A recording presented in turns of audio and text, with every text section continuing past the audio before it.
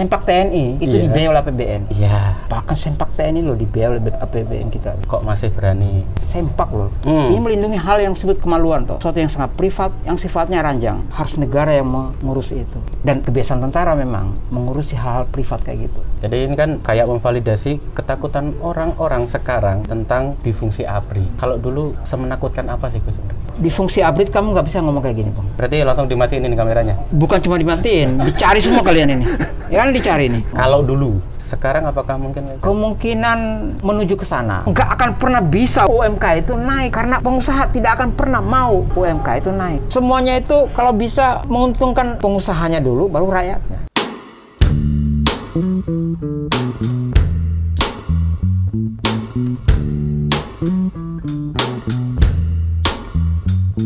Selamat sore, Gus Mo. Selamat sore, Mas Ali. Kok sekarang sulit banget dicari ya, Gus? Emang sengaja menghilang atau apa, Gus? Bukan, komunikasikan kita itu kan ada WhatsApp, ada email, itu semua perusahaan. Oke. Kalau kamu misalnya Mas Ali ya, senang dengan WhatsApp gitu, itu platform internasional gitu.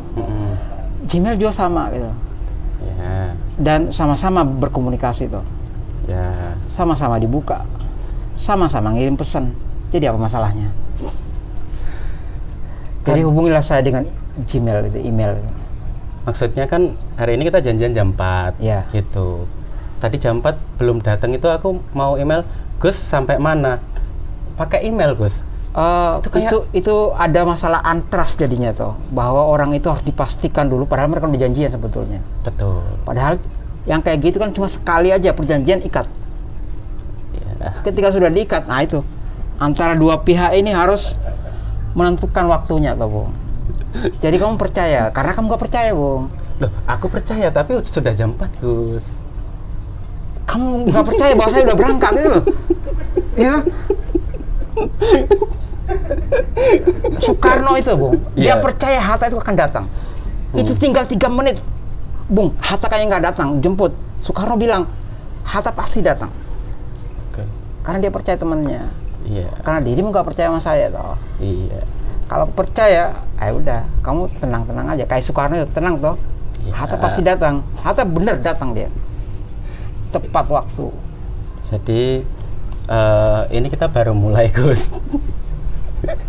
Baru mulai sudah ngomongin Hatta dan cuma gara-gara email dan WhatsApp tadi. Iya, karena kamu nggak percaya pada temanmu. Enggak, Gus, percaya aku, ya Allah. Nah, Soekarno itu selalu percaya pada Hatta itu tentang waktu, Bung. Iya. Itu? Iya. Oke. Nah, kamu deg-degan toh sebetulnya toh? Betul. Nah, itu dia. Kita mulai dari doa aja gimana, Gus? Biar podcast ini aman. Ya, mulai aja, Bung. Udah mulai belum? Udah. Enggak, soalnya kemarin itu, Gus, aku sama Agus Mulyadi gitu kan, kami membahas banyak hal. Salah satunya adalah tulisan dia yang cukup menginspirasiku tentang tulisan Sempak Indomaret gitu. Terus aku bertanya dengan Gus, Sempak itu kan perjalanan spiritual seorang laki-laki gitu. Viral lah itu. Banyak yang ngomentari obrolan abang-abang jam 3 pagi, jam 3 subuh gitu kan, kayak kamu ngomongin Sempak kok sangat serius sekali gitu. Hanya padahal WA dan seserius apa dia ngomong Sempak? Seserius ya gimana dia dari satu sempak ke sempak yang lain, dan itu menandakan strata ekonomi dia. Oh, itu. Ada yang lebih serius juga tentang Sempak, Bung. Apa ini, Gus? Sempak TNI itu dibiayai oleh APBN. Iya. Oke. Sempak TNI loh dibiayai oleh APBN kita. Dan terbuka itu. Kok masih berani? Aku bayangkan itu kan. Sempak loh dibiayai oleh TNI. Diurus oleh TNI. Sama sepatu. Enggak, sepatu kelihatan toh. Ini melindungi hal yang disebut kemaluan toh. Iya. Sesuatu yang sangat privat, yang sifatnya ranjang. Kan biasa dipakai ranjang tuh dia, atau di kamar mandi gitu. Nah, itu harus negara yang mengurus itu. Lewat Sritek nggak ini? Aku nggak tahu. Mereka produksi di mana Sempak itu toh. Biasanya kan barang-barang tentara di Sritek. Dan kebiasaan tentara memang mengurusi hal-hal privat kayak gitu. contohnya yang lain. Keluarga berencana. Keluarga berencana. Itu urusan ranjang keluarga berencana. KB itu kampanyenya itu militer. Orang kalau menolak KB, datangi malam-malam tuh, ketok-ketok pintu itu. Menolak lagi, dituding PKI. KB itu urusan ranjang, Bung. Ya toh? Kampanye kondom itu dilakukan juga oleh tentara tahun 80-an. Tahun 80-an. Saya lupa tanggal pastinya, kita mengenal kondom secara nasional. Ada 3 kota itu kampanye pertama itu. Jadi kondom kita kenal ini, gitu, yaitu sempak lah itu. Iya. Itu ada waktunya ternyata datangnya, dikampanyekan. Jadi bukan kita tiba-tiba ujuk-ujuk kenal kondom itu, enggak. Itu negara yang mengkampanyekan itu. Dan memasukkan brand luar. Saya nggak tahu brandnya, tapi kita mengenal kata kondom. Ada militer di situ, Bung. Karena urusannya sama KB. KB itu proyek nasional strategis. Tahu kan? Proyek nasional KB. Pak Ali tahu KB kan? Tahu. Keluarga berencana. Oh iya. Iya. Yang itu loh, yang di depan gang. Dua anak depan gang itu. Yang sampai jadi patung-patung banyak itu. Oke. Nah makanya itu pengadaannya orang-orang PKS kalau ada di zaman Orde Baru itu habis tuh. Gitu. Oh itu. Apalagi memang komunis kan anaknya banyak dulunya. Banyak anak punya rezeki kan? Bukan. Apa? Banyak anak, banyak kader. Ya, banyak anak. Banyak anak, banyak pemilih.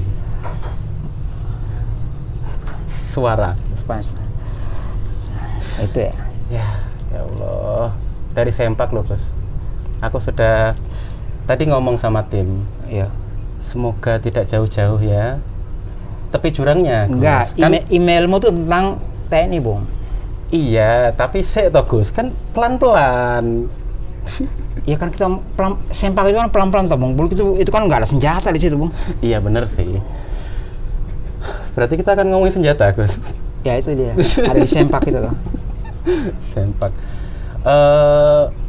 Tapi mau ngomong sempak lagi? Enggak. Akan kita kasih tahu contohnya, Bung. Ya udah, apa lagi? Dirimu dari mana? Nganjuk. Kenal Marsina dong? Tentu saja. Kampungmu tuh? Iya. Desaku. Marsina itu menurut ahli forensik gitu, penelitiannya, kemaluannya dipopor oleh senjata, ditembak gitu, hancur itu. Dan melibatkan tentara.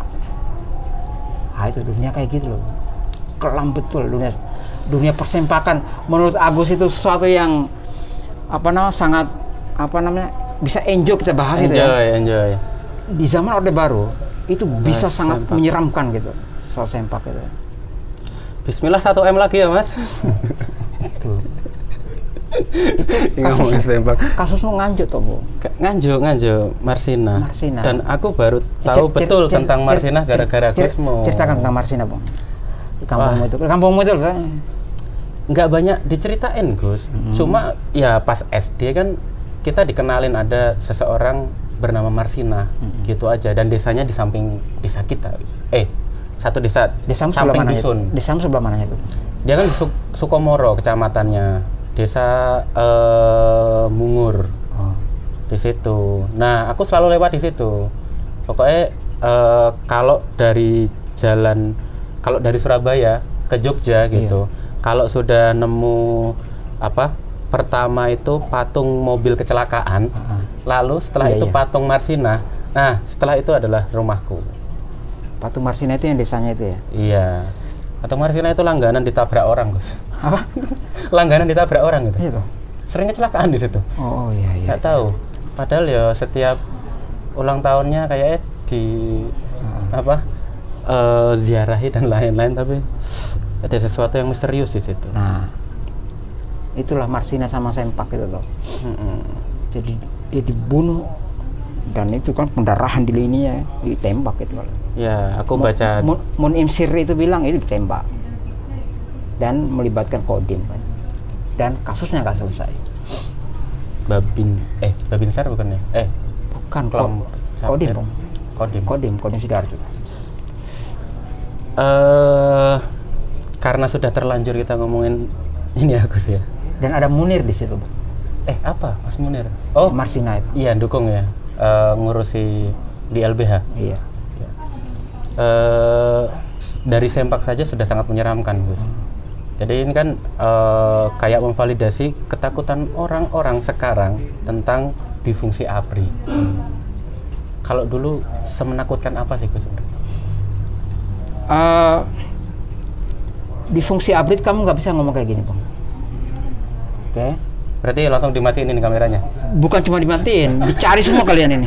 Ya kan dicari nih. Ya. Nggak bisa ngomong. Kalau dulu.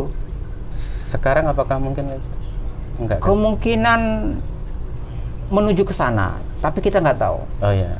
Ya karena presiden kita ini itu beda datangnya gitu kan. Dia datang bukan dari startnya itu pemenang, tapi dia orang kalah, orang yang malu karena kasus 98. Dia jadi presiden. Kalau Harto beda, dia pemenang, bisa 3 juta dia habisi kan. PKI itu kan gagah. Artinya semua yang depannya itu bisa dia singkirkan dengan mudah. Nah, Pak Prabowo ini beda datangnya. Dia harus ngumpet gitu kan, menyembunyikan aib penculikan itu kan. Beda itu. Tapi ini tentara, Bu. Sama. DNA-nya sama. Pendidikannya sama. Akmil. Magelang gitu. Agus Mulyadi di situ. Tetangganya. Ini tentara, Bung. Itu loh. Dan sempak. Ya, balik kan? lagi ke sempak. Ya, Mulyadi di situ ya? Iya. Dia disunat di situ tuh. Dia disunat di Akmil tempat Prabowo. Betul. Dan dia selalu membanggakan itu sekarang. Dia membanggakan betul ya. Kelaminnya. di apa ya? Istilah Jawanya itu apa nih? Kulumpit. Kulupnya itu dia apa? Diapain? Itu sunatan massal itu ya. Sunatan massal ya, sunatan massal. Jadi dia banggakan bener itu ya. Bener-bener bangga dia. Iya, karena apa yang dibanggakan Magelang toh? Bunga nggak ada. Ada bunganya nggak sih Bang Magelang? 1000 bunga toh? 1000 bunga itu singkatan nggak sih? 1000 bunga itu? Aneh itu. Ya nggak bisa. Akronim aja nggak masuk dong. Atau memang ada bunga di situ, kayak Malang? Aku kurang tahu karena kan dulu kan pas semasa kecil sampai SMA itu kayak tahu apa Kediri Kota Gadis itu kan tak kira beneran itu loh Gus. Ternyata kan akronim gitu kan. Nah mungkin Magelang ini kota bunga. Kota bunga itu aku kira lagi akronim dan aku nggak tahu aja gitu apa akronimnya. Nah penyair Dorothea Rosa itu juga pernah bikin penerbitan di sana di Magelang itu. Dalihnya dia adalah supaya Magelang itu tidak identik dengan kota militer katanya. Dia bikinlah di sana. Nah, gak jadi apa-apa tuh. Magelang dilawan. Sekarang ada melek huruf. Apa? Melek huruf. Iya, dia akan diuji oleh sejarah tuh. Semoga aja 2 tahun aja dia bisa bertahan gitu ya, di kota tentara itu ya. Yeah. Oke. Cukup minggir sih Gus. Dia kan di Borobudurnya. Tapi ingat, kalau saya ngomong kayak gini, apakah tentara kenal literasi? Oh, dia sangat. Apakah dia jago arsip? Paling jago. Tentara itu. Nggak ada apa-apanya. Mojok halah itu. Apalagi kayak saya, pekerjaan saya, nggak ada apa-apanya kayak saya nih.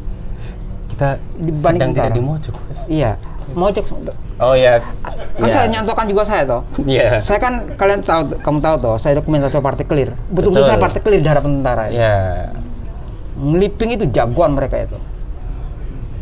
Ngeliping dosa-dosa orang yang ngeliping Indonesia. Oh, tentang Bangladesh mereka bisa keliping loh. Pakistan gitu. Negara apa berita-berita luar negeri itu loh yang kamu pasti akan tidak suka itu. Mereka keliping.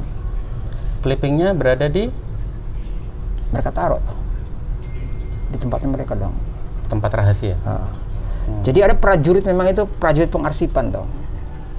Makanya museum mereka bagus, pusat dokumentasinya bagus gitu. Apalagi ya, apa yang di Jakarta itu ya, kalau anak UGM mau riset tentang apa gitu, dia harus ke sana itu loh. Oh, itu yang perpustakaan Angkatan Darat itu loh. Oh, Yeah. bagus sekali mereka. Semuanya bagus. Terutama Angkatan Darat. Gitu ya. Tapi aku kemarin di medsos Bukake atau siapa ya lupa. Tentara juga yang membakar perpusnya Pram. Rumah. Ormas. Oh, Nyebutnya ormas. bukan tentara berarti. Bukan. Berarti itu salah tulis itu. Ormas namanya, Bung. Oh. Bukan tentara, Bung. Nyebutnya itu ormas. Heeh. Dan itu khas. Setiap kayak gitu kan ormas. Supaya kelihatan tidak melanggar HAM. Oke. Itu pola. Jadi kita harus waspada dengan ormas. Polanya begitu. Selain kita tidak bisa ngobrol gini, Gus, apalagi? Kalau dulu Di screening. Ideologimu di screening, Bu. Apa yang kamu pikirkan, Ali, gitu, itu akan difilter. Di screening itu loh. Kamu bisa bayangkan ya. Tahunya kita itu di screening itu adalah mau masuk bandara. Gitu. Buka resletingmu, tasmu diperiksa. Ini kepalamu diperiksa. Oke, kepalamu diperiksa, Bu. Namanya screening. Kalau saya tidak suka pada Ali, gampang. Nyebut aja satu isu gitu kan. Kamu akan langsung di screening. Dan karirmu akan langsung drop. Kamu nggak jadi apa-apa. Aku nggak suka sama pegawai negeri sana gitu. Udah screening aja. bahaya banget itu. Aku nggak suka, misalnya di Departemen Agama, ada contohnya di Padang itu, Departemen Agama, ada surat pembaca tuh. Wah, dia betul-betul kehabisan karirnya gitu kan. Karena diisukan, dia PKI itu. Di screening langsung kan. Sesama Golkar misalnya, ini Golkar loh, Bung. Golkar loh. Yang sama-sama anti PKI gitu. Ya. Kena dia satunya. Gara-gara screening tadi. Screening. Jadi screening itu ideologi di screening, Bung. Isi kepala itu. Nah, kebayang nggak isi kepalamu itu? Difilter loh. Dan 30 tahun. Selama 30 tahun. Jadi SKCK? SKCK? Itu bagian dari itu, pola itu. Makanya kan ada upaya mau dihapus lah itu. Ya. Kelakuan baik itu kan. Itu lebih dramatis daripada kelakuan baik itu loh. Kalau itu kan formal yang masih kita bisa dapatkan toh. Dulu itu kalau masuk DPR gitu, masuk anggota DPR itu melewati Bakortanas atau Badan Koordinasi Pertahanan Nasional itu kan. Kamu akan di screening dulu semua anggota DPR itu. Kebayang loh. Mau masuk anggota DPR, ideologimu di screening. Jangan sampai ada PKI-nya itu. Sebetulnya itu kontrol. Kamu itu siapa sebetulnya? Orang tuamu siapa? Kamu dari daerah mana? Tapi harus memakai kata PKI supaya urusannya mudah. Tahu kan? Urusannya mudah itu harus PKI, Bu. Tahu. Tinggal PKI aja. Supaya PKI kan dulu, itu urusan mudah. Anggota DPR masuk parlemen itu harus melewati, nggak boleh nggak. Ada syaratnya soalnya. Masuk prosedural, SOP. Gitu. Kebayang kan? Kepalamu di ini, masuk kemana aja, kamu akan di screening. Nah, di sekolah ada yang disebut dengan P4. Pedoman penghayatan pengamalan Pancasila itu. Itu tiap tahun semua strata itu harus masuk lewat semua. Kamu akan diindoktrinasi namanya dengan Pancasila itu. Dengan P4. Pancasila. Mulai dari masuk SMP, masuk SMA, masuk UIN gitu. Jadimu nggak ngalamin toh? Aku ngalamin, Bang. Karena Orde Baru tuh. Enggak, kamu nggak ngalamin karena reformasi toh. Aku ngalamin masuk P4 itu. Seluruhnya akan difilter orang kan, dicuci semuanya. Harus bersih, clean. Kamu nggak boleh ada ideologi lain. Harus di Pancasila. Kepalamu, hatimu gitu, diurusi semua, termasuk agama tuh. Lalu ini Gus, teman-teman yang belum kenal Gusmu, ya kan? Terangkan. Kalau memang di konten ini sekenanya Gus, Nama acaranya karena skenanya melihat perspektif dari berbagai skena dan dibawakan skenanya, diupload seenaknya, gitu. Nah, kita sekarang kan menilai skena arsip ini, ya kan. Kalau Gusmuh, kalau ngomongin arsip kan selalu orang-orang langsung ke Gusmuh atau Muhyiddin M. Dahlan ya, yang ngaku kalau kalah hebat sama tentara. Oh, bukan kalah hebat, Bung. Nggak ada apa-apanya. Nggak ada apa-apanya. Loh, debu ya. Nah, dan yang kita bicarakan dari awal tadi sampai sekarang itu semua sejarah dan arsip yang dikumpulkan Gusmuh ya. Semua ada data-datanya. Kalau nggak males biasanya Gusmuh ngirim arsipnya. Iya. Iya. Tapi nggak tahu kalau ini ya, karena bukan konten yang bush, ada arsipnya. Harus ada sumbernya loh. Iya. Kan nggak perlu sumber tuh. Nggak perlu sumber lah. Nggak perlu tepat waktunya, tanggalnya, bulannya, nggak perlu tepat. Iya. Skenanya diingat. Skenanya diingat. Tapi kalau mau datanya tinggal akses di warung arsip. Warungarsip.com. Iya. Pakai kom. Pakai kom kan? Pakai ko. Ko. Oh, warungarsip.co. Karena apa? Karena dulu nggak sanggup bayar itu, pakai ko ganti. Dapatnya ko. Ko. Warung arsip yang sekarang ada di Bantul. Ada di Bantul. Gitu. Orang kesana itu boleh nggak sih, Gus? Nggak bisa masuk. Harus? Karena pindah-pindah tempatnya. Belum diurus. Jadi di online aja semua dulu. Di online semua dulu. Gitu. Jadi karena aku pengen ngomongin arsip-arsip, jadi Gusmuh ini kayak big data. Enggak, itu loh. Dirimu nggak usah mengada-ngada. Iya, kalau itu kan kamu dibandingin usah, kamu nggak usah mengada-ngada. Karena kita punya standar toh, Bu. Yang kayak gini ada standarnya.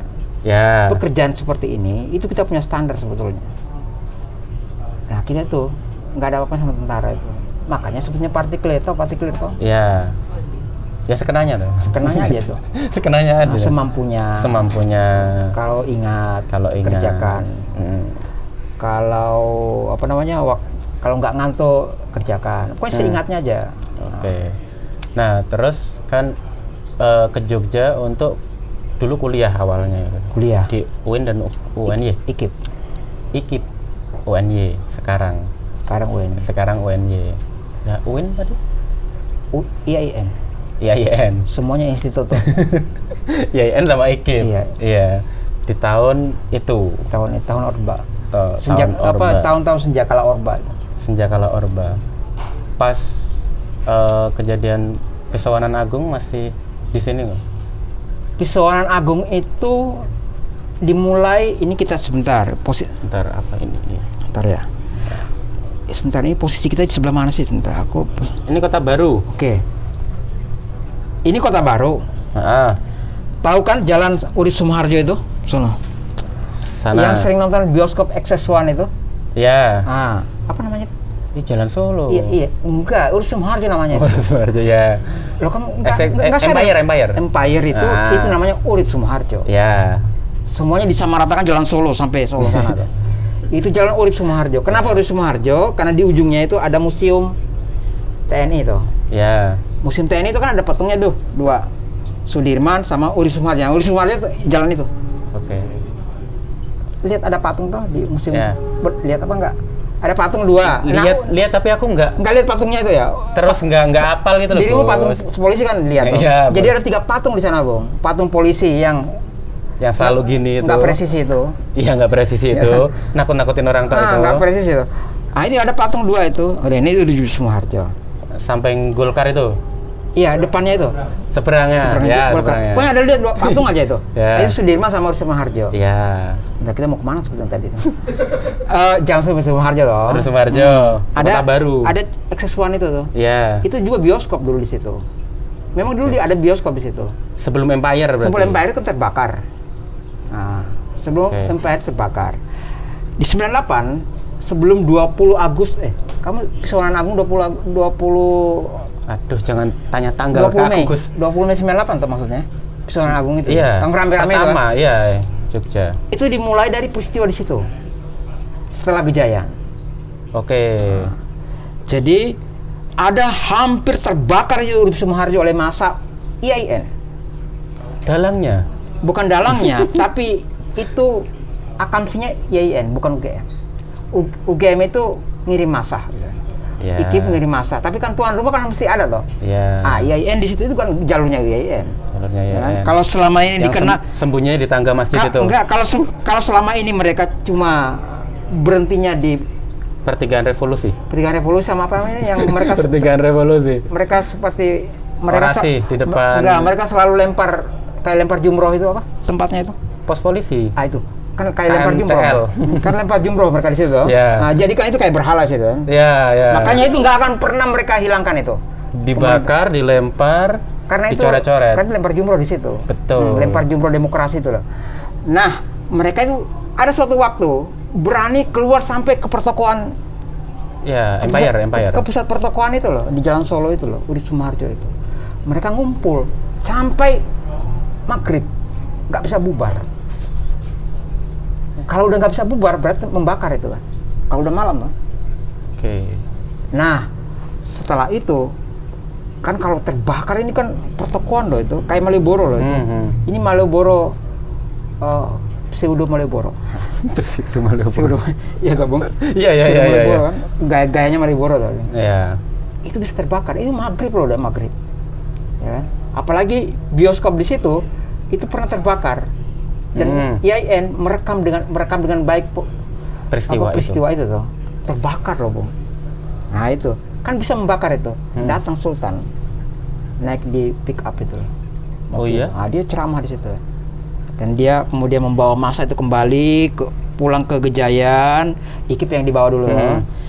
IAIN kayaknya pulang sendiri kayaknya tuh. Iya. Karena kayak saya lihat Raja itu nggak ke IAIN. Mutar ke Demangan loh. Nah, itu ngantar IKIP dulu tuh. Oke. Terus ke UGM. Enggak, jalan apa namanya? Jalan Kolombo itu kan. Iya. Nah, Kolombo itu bukan Kolombo karena di situ Kolombo Plan dulu tahun 56 kalau nggak salah itu. Kan jalannya ke Kolombo Plan itu. Kolombo itu yang negara Kolombo itu loh. Namanya Kolombo Plan. Makanya disebut jalan Kolombo. Baru tahu aku, ya. Nah, karena dulu ada konferensi Kolombo di situ dulu. Ya. Di UGM itu. Nah, lewat Kolombo itu kan, Kolombo Plan itu loh, ngantar UGM. Bubar massa di situ. Setelah itu Pesona Agung. Yang nenangin Raja dulu. Ah, nenangin itu IAIN dulu ditenangin, Bang. 3 kampus loh, IAIN ketemu kan sama IKIP gitu, sama UGM. Sama kampus-kampus swasta itu kehutanan itu lah. Kan bioskop tuh. Yeah. Ada kehutanan tuh di situ. Yeah. Nah, itu kampus-kampus kecil, Aprin apa itu loh. Sekitar UIN Nah, itu. sekitar UIN itu ngumpul semua itu. IAIN dulu karena takutnya kayak Gejayan lagi toh. Kan udah ada Gejayan, ada bioskop terbakar dulunya gitu. Gejayan tuh juga otaknya IAIN tuh. Saya nggak bisa Yang nuduh bikin kayak gitu. masalah. Kemungkinan iya. Karena IKIP terlalu terlalu keguruan. Terlalu polos untuk melakukan hal-hal itu. Oke. Enggak, karena karena apa?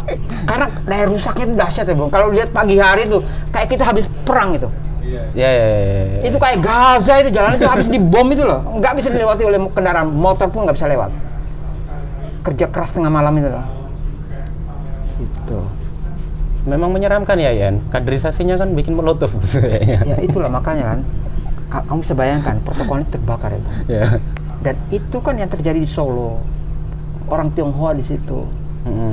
Di Jogja nggak ada itu. Membakar toko Tionghoa itu nggak ada.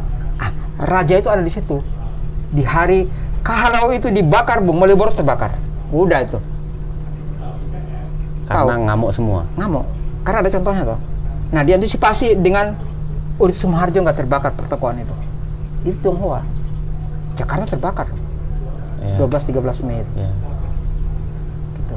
Itu berarti berdekatan ya, Gus ya? Berdekatan semua itu. Nah, itu diselamatkan pertokoan itu. Pertokoan Udit Sumarjo itu. Itu Pesurunan Agung tuh. Iya. Sebenarnya pertanyaanmu mau kemana sebetulnya? Apakah kemarahan ini karena gini, Gus? Aku nggak bisa dapat poinnya. Pertanyaanmu mau kemana sebetulnya? Beberapa kali kayak Pak Butet dan beberapa orang lain itu ada yang memprediksi bahkan bakal ada Pesurunan Agung kedua. Agak sulit, Bung.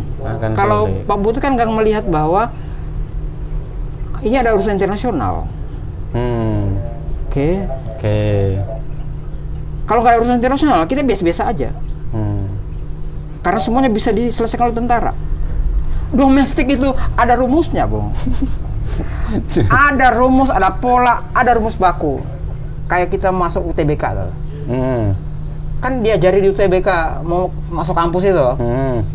Itu ada kan kisi-kisinya. Itu bukan diajari, pengetahuan ini dari mana prosesnya, enggak. Itu kan ada bakunya aja kan. Kalau ada begini. Dan itu hafalan. Nah, yang tidak bisa dilakukan oleh militer adalah gejolak internasional. Itu mereka udah bingung itu. Lah kemarin katanya kan di berita-berita udah belajar main saham. Apa itu? Tentara. Ya itu masih domestik loh. Ya masih domestik. Kan mereka nggak bisa mengendalikan investor asing, Bung. Oke. Keluarnya uang dalam 1 jam itu kan mereka nggak bisa. Ngapain tentara situ? Pasti nggak bisa. Makanya orang yang paham saham ketawa terbahak-bahak itu. Emangnya bisa. Beda sama perusahaan itu, dunia saham. Perusahaan kan real, saham itu enggak. Kan kamu nggak bisa mencintai perusahaan kalau di saham tuh. Kamu bisa datang dan pergi sesukamu, sekenanya. Kalau kamu lagi suka ya suka gitu. Oke. Pagi kamu titip duit di situ, sorenya hengkang gitu ya nggak apa-apa tuh. Betul. Emang tentara bisa begitu? Melakukan nggak bisa. Nggak tahu. Yang bisa dilakukan adalah domestik. Semua urusan domestik masih bisa dikendalikan. Tapi kalau udah masalah internasional, bingung. Makanya pegang makan siang gratis. Semua gampang itu urusan domestik itu. Domestik banget. Karena ada rumusnya. Ada kamus bakunya bagaimana menyelesaikan itu. Santa Cruz, nah itu pernah di Mojok toh. Pernah di jas merah toh. Ya. Santa Cruz itu sebenarnya urusan sepele bagi tentara. Tapi nggak sepele ketika meledak di dunia internasional. Nggak bisa dikendalikan toh. Karena videonya itu. Videonya ada keluar ke Australia, keluar ke Tokyo, keluar ke Belanda gitu. Nggak bisa dikendalikan itu. Menlu itu kebingungan mengatasi itu. Mana Pak Harto mau berangkat ke luar negeri lagi kan. Nah, kebingungan di situ. Nggak bisa mengendalikan. Urusan domestik bisa. Jakarta kayak gitu, Allah tutup aja itu Palmerah. Selesai loh. Oke. Jakarta terbitkan oleh Gramedia. Gampang, kertak sekali ya. Kalau masih ngeyel, peringatan kedua. Kalau enggak ya tutup seluruhnya. Sederhana itu. Karena sudah ada polanya. Pola sama tuh. Ada. Terbiasa melakukan itu. Dan itu gampang. Gitu. Sederhana. Mau pakai cara legal atau cara ormas. Karena kan aku ngelihatnya polanya sekarang kan kemarahan setelah difungsi ABRI itu diaktifkan kembali, bukan difungsi ABRI sih, RUU TNI. Omnibus Law kan kurang marah apa coba? Ya sekarang kan lagi marah lagi tuh Gus. Dan sipil mulai bergerak, mahasiswa dan lain-lain. Malang baru panas, Surabaya, Jakarta. Waktu naik BBM kurang luas apa 2012? 2012 panas sih Gus, soalnya aku juga ikut. Panas kan? Panas. Pokoknya masih urusan domestik. YN itu nginep Gus. Iya, urusan teman-teman saya itu ada mogok makan segala tuh. Kurang apa coba? Iya. Nah, tahu rumusnya tuh. Selama urusan domestik tuh, tentara masih bisa mengatasi semua itu. Berarti harus internasional. Kita nunggu internasional. Gimana caranya? Ya itu yang nggak bisa dikendalikan tentara itu. Tahu kan, tentara aja nggak bisa dikendalikan, apalagi diri. Lagi ini pesan untuk teman-teman ya yang tahu gimana caranya untuk ngurusi internasional. Makanya anak-anak internasional itu penting mengkaji itu tuh. Oke. Krisis yang tidak bisa diatasi oleh tentara itu apa? Ya dunia internasional. Kalau dulu Jogja kan cukup keras, selalu keras gitu ya. Ketika ada sesuatu yang menyakiti rakyat atau sipil itu, mereka itu solid dan biasanya malah pertama yang mengobarkan api. Setauku. Kalau api tidak, Bung. Api itu Solo. Atau yang disebut dengan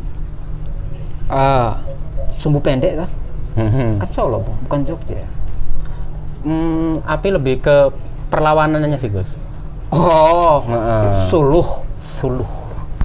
Api perlawanan, Iya, spirit toh, Bung. spirit. Tak kira kamu Ngajak, yang ngajak biasanya tak kira awalnya. kamu lempeng aja itu api yang itu. Oh enggak.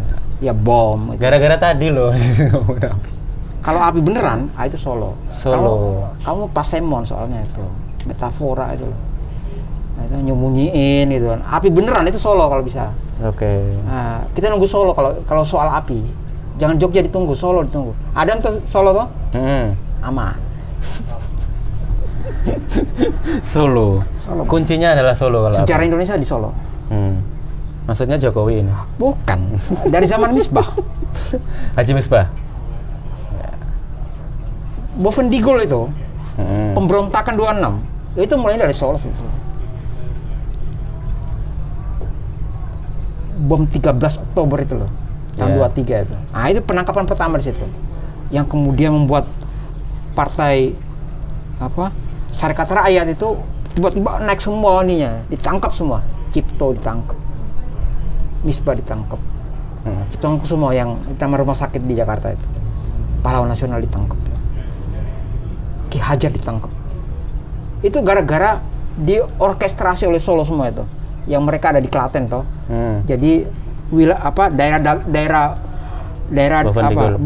dakwahnya mereka, dakwah kerakyatan Marxismenya itu ada di Klaten. Jadi mereka praktek laboratorium sosialnya itu di Klaten semua. Bahkan Dewes Dekker itu di Klaten. Kemudian dia semua itu berakhir di Klaten semua. Keren ya Klaten ya. Laboratorium dakwah sosial. Laboratorium sosial. Praktek perlawanan di Klaten.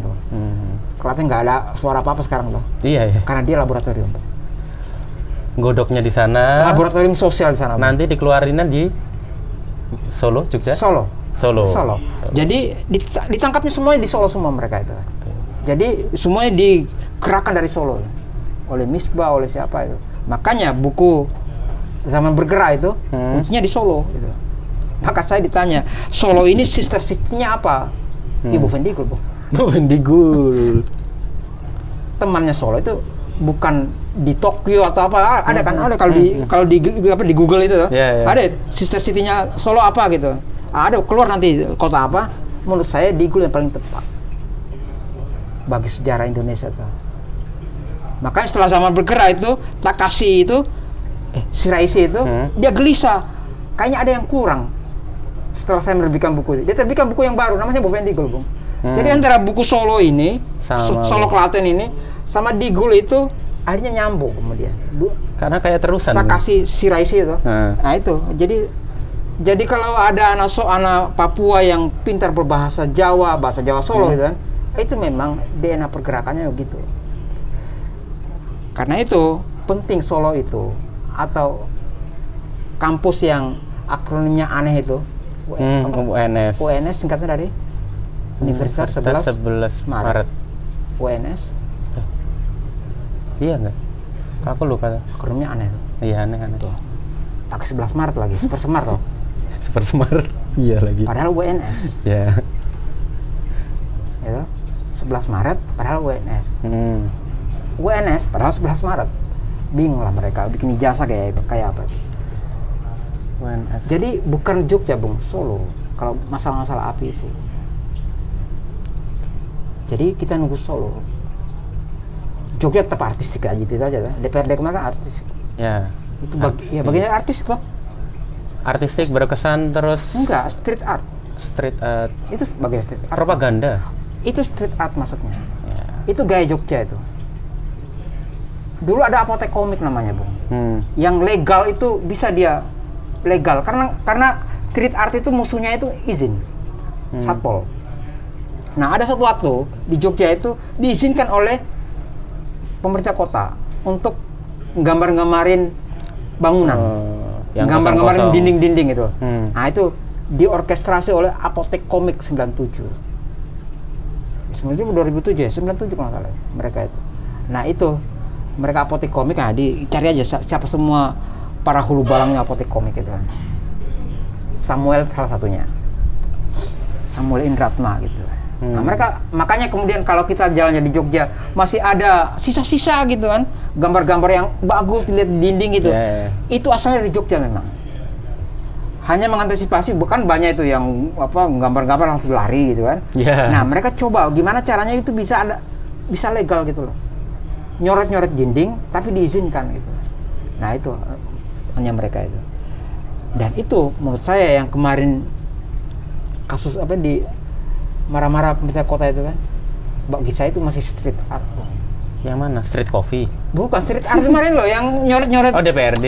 DPRD itu loh, karena di apa bahwa itu bagian dari vandalisme artefak. Siapa suruh ngecat putih? Apa suruh ngecat putih? Salahnya dicat putih. Salahnya ngecat putih itu loh. Iya, padahal sejarahnya di sini itu ada dinding putih. Itu kanvas. Semua yang cat putih kanvas. Ini tinggal 2. Cepet ganti ini. Tinggal 2. Ada yang legal apa ilegal gitu. Ada yang dapat izin atau enggak. Tapi sama-sama dicoret. Kan sama aja dicoret. Nah, yang izin itu ada sejarahnya dulu. Apotek komik namanya. Apotek komik. Nah, kalau pernah dengar tuh? Pernah, tapi nggak tahu. Dulu pernah ada di bioskop itu yang atau enggak? Ini kan kita ada di dekat Lempuyangan tuh. Nah, di tempat yang ini teman-teman sekalian itu, Lempuyangan itu ada satu di situ tempat pengiriman barang gitu. Itu bagus sekali digambar segedung itu digambar oleh mereka. Itu komik. Sebelum ada video mappingnya. Sekarang kan video mapping. Sebelum ada video mapping itu, mereka nggambar satu gedung digambar. Bagus sekali ya. Apa bedanya dengan street art itu? Yang DPRD itu? Kan ada protesnya, Gus, paling. Apa ya, itu warna toh, Bung? Mereka juga warna. Sama, itu artistik, Bung. Itu warnanya beda-beda itu. Khas Jogja banget lah. Oh, itu bagus itu. Bagus. Makanya teman-teman IFA, kayaknya mereka foto kayaknya kemarin. Karena itu bagian dari street art. Dan itu perlu diarsipkan oleh IFA, lembaga arsip seni rupa tuh. Karena itu manis sekali tuh. DPRD lagi tuh. Di depan Sudirman lagi tuh. Patung Sudirman tuh. Itu patung tertua Sudirman itu. Yang pernah dibikin oleh manusia Indonesia. Ketika kita mengenal namanya patung batu yang modern. Tahu karya siapa itu? Tidak.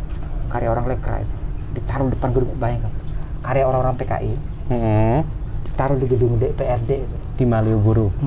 Orang DPRD tahu nggak itu karya siapa? Enggak tahu. Semua yang Jalan Avandi aja tahu gara-gara Gus. Semua yang bikin patung itu kena penjara semua. Karena Lekra. Dan itu adalah patung Sudirman pertama mereka bikin. Makanya aku selalu nengok itu patung itu. Masih ada apa enggak? Itu pokoknya kalau ke Malioboro itu nengokin, enggak lihat DPRD-nya tuh. Hanya lihat patungnya masih ada apa enggak. Karena itu penting soalnya. Ini habis ini tayang terus digusur ya, Gus? Yang makanya nggak tahu. Itu punya Lekra, Bung. Punya Lekra. Nah, Avandi kayaknya ada tangannya di situ. Itu saat jurusan patung kita isi itu Asri dulunya itu mengenal patung gitu. Kita belum mengenal perunggu logam ya. Karena nggak ada pabriknya toh, nggak ada. Makanya bingung ketika Soekarno memaksa seniman Jogja untuk bikin patung Selamat Datang itu. Yang pakai logam itu. Jogja nggak ada logam, bisanya batu kan. Jadilah itu. Dipaksa. Gimana caranya harus jadi? Harus jadi kan. Nah, itu patung itu yang kayaknya kemarin ada dicoret-coret dikit kayaknya. Ada. Nggak apa-apa lah. Tapi di bawah. Di bawahnya toh, nggak patungnya toh. Nah, itu punya Lekra itu. Ditaruh di situ sejak awal. Ketika DPR sebenarnya dulu kita itu ketika Jogja sama revolusi 3-4 Januari pindah itu gedung DPR kita itu di situ DPRD itu. DPR pusat namanya KNIP, Komite Nasional Indonesia Pusat yang Sahrir itu loh. Bersidang di situ mereka, gedungnya situ. Dikasih konteks mungkin. Gimana? Kan dikasih konteks. Kan Jogja pernah jadi. Jogja itu karena diubuk-ubuk oleh Nika anjing itu. Kan itu filmnya kan selalu gitu. Nika anjing toh. Nika anjing gitu. Akhirnya pindah. Waktu itu Jogja nggak siap sebetulnya gedung-gedungnya. Pindah serentak loh. DPR ditaruh di mana? Terus menteri-menteri ditaruh di mana? Akhirnya DPR itu pindah Purworejo dulu, Bung. Dibersihin dulu DPR itu. Oh iya? Gedung itu dibersihin dulu. Nggak siap, Bung, nggak siap. Akhirnya di Purworejo dulu. Kalian anggota DPR, KNIP, pimpinan Sultan Syahrir, kalian ke Purworejo dulu ya. Nggak siap itu. Kayaknya ke Malang, kemana-mana dulu. Makanya sampai sekarang DPR itu nggak punya gedung sendiri. Sampai sekarang. Mereka di Purworejo kan dulu. Kami bersihin dulu, disapu-sapu ya. Kalian di Jalan Jenderal Sudirman Purworejo pernah DPR di situ. Purworejo tuh. Kutoarjo tuh. Sejarah tuh. Ada di situ. Kalau dilihat itu aku pernah lihat tuh. Sambil nunggu itu, bersih-bersihkan, mereka bersidang di situ. Okay. Kantor DPR itu. Itu KNIP dulunya di situ. Kamu kan nanya tentang raja kita. Boleh nggak, Mas? Boleh. Ini aku berusaha yang alus-alusan aja loh, Gus. Yang ada lucu-lucunya, trivia gitu loh, Gus. Emang kenapa raja kita kenapa, Gus? Setelah wafatnya bapaknya gitu ya, kon rame sekali tuh. Setelah Gading akhirnya dibuka kembali untuk raja gitu ya. Semua media itu memberitakan semuanya. Berhari-hari, berbulan-bulan gitu ya. Dan terjadilah pergantian gitu. Ada satu media yang aneh sekali ngasih judul, Bang. Mojok.co itu pasti. Bukan, media namanya itu majalah editor. Oh ya. Dan dia nyeleneh sendirian. Ketika apa namanya? Kalau ngangkat raja takhta itu apa namanya ya? Kalau Pisowan Agung kan rapat samudra kan. Yeah. Dulu namanya kayak rapat Ikada itu loh. Namanya Pisowan Agung kalau Jogja. Ya. Kayak Pisowan juga tuh, pengangkatan raja baru itu loh. Nah, dia bikin cover story kayak Tempo itu, namanya editor. Ntar tak kirimin ya. Tahu apa? Kalau bapaknya Sultan Habib IX, judulnya kan jelas itu, takhta untuk rakyat. Kalau Habib 10 beda. Ya. Judulnya Raja Pengusaha. Itu dulu loh itu Raja Pengusaha itu. Jadi kalau kalian mengharapkan terlalu banyak kepada raja kita untuk demokrasi, untuk politik, nggak masuk, Bung.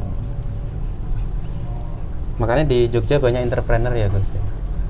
Raja kita itu entrepreneur, pengusaha, pedagang, urusan dagang kan, urusan perusahaan. Jadi kalian kalau berusaha seperti Raja 9 nggak bisa, beda aja. Jadi mari kita tempatkan seluruhnya itu dengan perspektif pengusaha. UKM rendah karena perspektif pengusaha. Paham maksud saya? Paham. Nggak akan pernah bisa UMK benar. UMK itu naik karena pengusaha tidak akan pernah mau UMK itu naik. Cash flow soalnya, Bung. Paham maksud saya? Paham, Gus. Berarti tidak ada cara lain selain mengembalikan jadi kota revolusi maksudmu kan? Nggak ngomong aku, Gus. Jangan dilanjutin, aku takut. Loh, ini memang kota revolusi, faktanya begitu. Faktanya begitu. Bukan cuma kota revolusinya ada 2 di sini, Bung. Iya. Java Orloh sama apa? Perang kemerdekaan, perang revolusi itu. Ada 2 di sini. Jangan salah, Jogja itu mewarisi 2 api tuh. Perang Jawa yang dahsyat itu sama perang revolusi. Gitu. Nah, raja kita di Jogja itu basisnya itu seperti headline-nya editor yang kemudian di Braille 94 itu. Karena ngurusnya kayak gitu-gitu tadi. Iya. Dia di Braille 94 sama Tempo sama Detik itu lah, barengan tuh itu. Nah, itu headline-nya sendirian itu, headline-nya dia sendiri itu. Kayak gini rajanya tuh. Nah, itu bawahnya. Raja pengusaha itu apa enggak? Nanti kita kasih lihat nanti, dikasih lihat oleh admin tuh di layar. Makanya saya nggak terlalu kaget gitu ya. UMK-nya nggak naik. Semuanya itu kalau bisa menguntungkan menguntungkan pengusahanya dulu, baru rakyatnya. Beda dengan Habis 9, Bung. Rakyatnya dulu, republik dulu. Baru. Hitung-hitungan di belakang. Kan hitung-hitungan belakang toh. Yeah. Mau bangkrut ini Jogja itu nyumbang dulu ke republik. Ini loh, ambil semuanya dulu. Hitung-hitungan belakangan aja. Akhirnya kita jadi value toh. Yeah. Hanya kita hitung-hitungan value, bukan uang jadinya toh. Bahwa ini kota revolusi toh. Bahwa ini ini adalah poin apa gitu kan, museum ini poin apa gitu. Itu kan value, Bung. Itu nggak ada hitung-hitungan. Kalau hitungan akuntansi pengusaha nggak masuk. Tapi kan value sebagai kota revolusi toh. Bahwa Soekarno pernah sembunyi di sini, Sudirman pernah di sini, Tan Malaka pernah di sini, penjara Wiroguna pernah siapa aja di penjara di sini. Itu value semuanya. Itu Habis 9, tahta untuk rakyat. Karena nggak boleh berdagang dengan rakyat toh. Nggak boleh berdagang dengan rakyat. Itu mandat konstitusi toh. Dan itu dilahirkan di Jogja. Dipraktekkan di Jogja gitu. Bahwa nggak boleh ada hitung-hitungan dengan revolusi. Makanya datang aja semuanya, udah nggak perlu direken itu. Belakangan hitungan. Kalau bangkrut ya bangkrut aja sekalian barengan gitu. Itu hitungannya Habis 9 gitu. Yang sekarang beda. Sekarang beda, Bung, beda. Makanya banyak startup juga tuh, Gus. Perspektifnya pengusaha, Bung. Iya. Rakyat Malioboro kan startup, Gus. Rakyat startup apa? Teras Malioboro kan startup sekarang. Jelaskan dulu.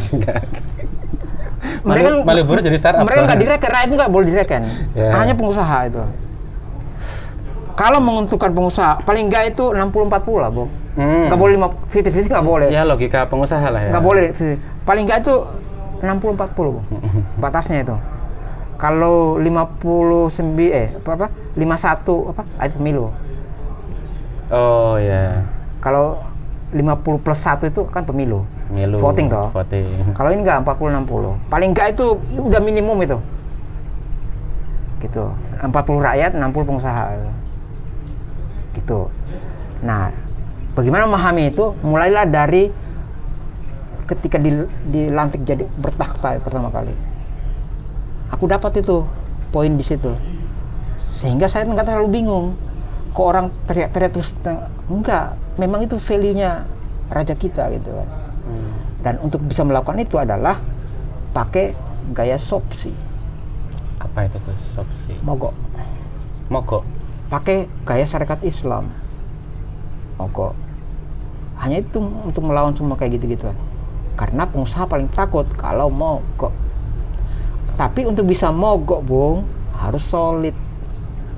Sedangkan kita belum solid. Nggak solid. Solidnya bukan hanya antar karyawan, tapi antar kota. Antar syarikat satu dengan syarikat yang lain itu harus solid. Karena ketika dipukul ini, yang kota lain bisa nanggap. Gitu. Jadi bukan hanya solid di perusahaan itu, enggak. Nah, itu hebatnya sopsi. Itu hebatnya syarikat Islam. Sopsi itu mewarisi Surya Pranoto. Siapa Surya Pranoto? Orang Paku Alaman. Raja Buru toh, iya. Orang Paku Alaman. Bangsawan di keraton satunya. Si Raja Buru, si Raja Mogo. Raja Mogo. Itu mewarisi Mogo itu. Jadi Jogja kalau mau melawan itu, kalian jangan ke keraton satunya yang bersih itu. Cari keraton satunya. Jogja itu 2 keraton toh, Mas Ali. Iya, Gus. Oke. Iya. Ada keraton yang steril itu, dan sekarang di belakang itu kalau disterilkan sekarang, itu akan steril dengan rakyat itu. Sudah waktunya memang begitu dia memang. Keraton dari dulu memang dulu kayak gitu. Direlokasi semua toh. Cari jangan di situ, kalau rakyat jangan di situ. Ada tempatnya dia, Paku Alaman. Nah, di situ Surya Pranoto. Ki Hajar Dewantoro. Nah, itu ekstrim kanannya di situ. Nasionalis ekstrimnya ada di situ. Jadi kuncinya perlawanan di situ. Jadi ini sama bangsawan. Pakai dengan cara Jogja. Itulah cara Jogja. Oke. Cara Jogja cara bangsawan. Oke. PKI juga dulu memakai cara strategi bangsawan. Dia nggak gaya Jakarta, gaya Klaten gitu. PKI gaya Semarang gitu. Itu dia ikut gaya Jogja, gaya bangsawan. Ya caranya begitu. Jadi itu ada 2 keraton sekali lagi, teman-teman sekalian ya. Sumber kita itu 2. Mau sumber satunya yang pengusaha. bukan apa namanya? Entrepreneur. Sumbu filosofis itu. Sumbu filosofis. Itu kan masuk sumbu filosofis dia. Yang UNESCO itu. Iya. Nah, di luar sumbu filosofis itu ada satu lagi keraton namanya Pakualaman. Seringlah nongkrong di situ. Tapi kayaknya depannya dibersihin juga, Gus. Mau dibersihin sekarang loh. Depannya itu kan lontong sayur langgananku, udah nggak ada. Dibersihkan. Nggak tahu. Ya pantesan sudah Panoto apa namanya mematahkan Raden Masnya tuh. Udah tahu kan kenapa? Iya. Ki Hajar dipatahkan Raden Masnya semuanya. Tapi kemarin yang apa ditutup itu, Gus? Kenapa, Gus itu? Gading itu. Gading, Pelengkung Gading. Menurut Gusmu kenapa ya? Itu akan dibuka kalau raja mati. Gitu. Tapi dalam sejarah pernah ditutup kayak gitu nggak? Dalam sejarah itu kan itu cuma alun-alun utara dibuka, Bung. Cuma benteng Bukan. pertahanan kan. Jangankan itu, di zaman sejarahnya alun utara nggak dipagar. Baru sekarang. Karena itu bukan keraton rakyat. Startup tadi. Iya. Alun-alun itu startup. Karena itu value, karena bersih. Pengusaha kan nggak boleh kotor. Udah, Gus. Makin takut aku, Gus. Dari tadi ndredeg. Pengusaha yang bukan pedagang loh ya, bukan Iya, pedagang, iya. bukan pedagang apa namanya, apa pasar kita yang gede itu. Beringharjo. Beringharjo tentu berkeringat. Daging harus berbau, daging babi. Ada babi nggak di Beringharjo?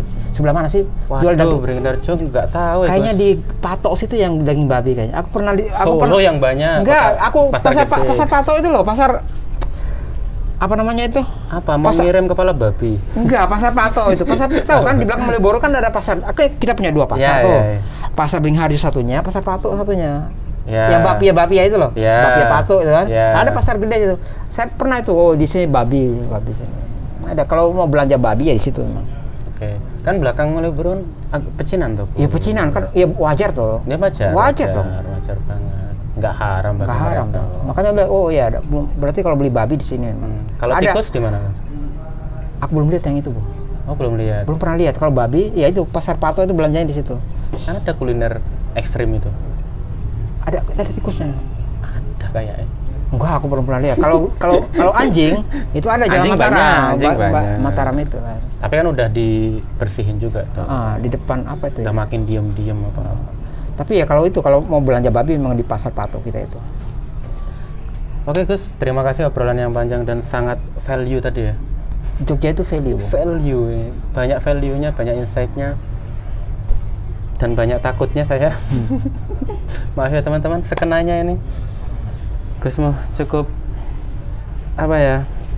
Datanya banyak sebenarnya teman-teman. Kalau mau lebih panjang bisa banget. Banyak, Jogja itu banyak cerita paling banyak ceritakan seperti museumnya. Iya.